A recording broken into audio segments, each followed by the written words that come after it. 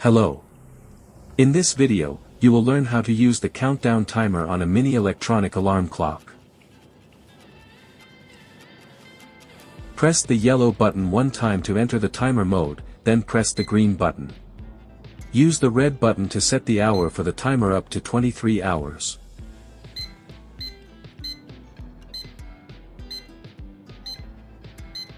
Press the green button, then use the red button to set the minutes for the timer.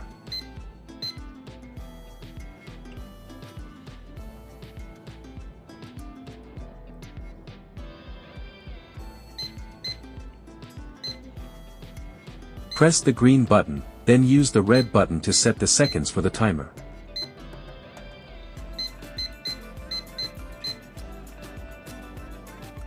Press the green button.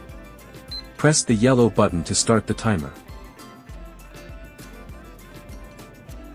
You can return in the normal time mode. The timer will continue to run in the background.